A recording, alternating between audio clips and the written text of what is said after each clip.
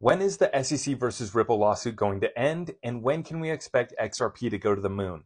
Well, of course, I can't answer that second question, but I am going to give you guys an SEC versus Ripple update. Let's get it. So this was shared by Ashley Prosper on Twitter, must follow.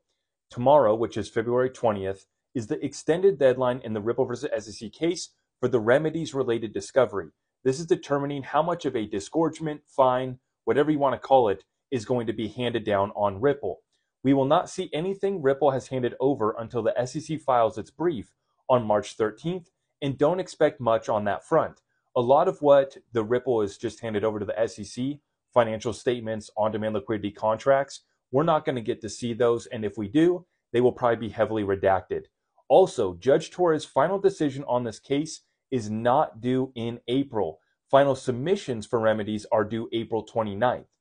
So all final submissions for this case are due April 29th, barring them extending out the timeline on that. Then, which after, Judge Torres will make her decision. I'm thinking July or August for that, but she could take until next year if she wants to. The only way this case ends by April is with a settlement. I hope that helps. It sure did. Thank you, Ashley. Now, I pray that we don't have to wait until next year to get the ruling. That would be terrible. And Ashley Prosper predicts July or August. I think that we're actually going to get it sooner. Obviously, I'm hoping and praying that we get it as soon as possible. But the reason why I'm saying that is because there's not much left to determine. Basically, there's about $700 million worth of on-demand liquidity and institutional contracts that Judge Torres ruled were a security. It's about $700 million worth. Now, is the judge going to hit them for a $700 million fine? No, there's no chance. In fact, John Deaton said that he predicts the fine is going to be significantly less than what Ripple has paid in legal fees, which is about $200 million. So I think that we're seeing maybe 50 million max if this is the number that we're going to end up dealing with. But what the SEC is trying to do right now is they're taking a look at all of the post-complaint contracts that Ripple did with their institutional partners, and they're trying to make the case that those are investment contracts as well. I'm of the firm opinion that Ripple basically altered those contracts after the lawsuit so that they knew for 100% certainty, right, that they weren't going to be investment contracts. Otherwise, we're talking about billions being added onto that $700 million amount that the judge did rule was an investment contract. So let's make this simple.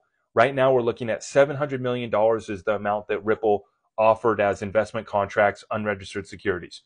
If the judge rules that all of these ODL contracts that Ripple did after the lawsuit, if those are included as investment contracts, then you're talking into the billions, because Ripple's done over $3 billion worth of those sales in just the last few years. So instead of a fine that's maybe 50 million, maybe we'd be looking at a lot bigger fine. But I do think that it's unlikely that the judge is going to find that those post-complaint contracts were investment contracts.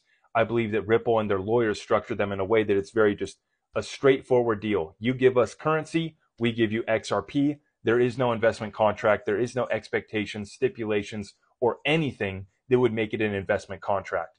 So long story short, we're going to see the remedies phase conclude April 29th, and I am expecting Judge Torres to rule in maybe May or June, but hopefully we're going to get our answer by the 4th of July. Let's celebrate the fact that we are fighting the good fight here in America. We're having massive victories against the SEC, and we need to continue to apply pressure. And in a separate video, I'm going to be talking about how we have one of our crypto favorites, one of the best, one of the leaders that's been on the front lines with us, and that's John Deaton, who's being rumored right now to be running for Senate against Elizabeth Warren. More on that in the YouTube video. I'll see you guys in the next one. God bless.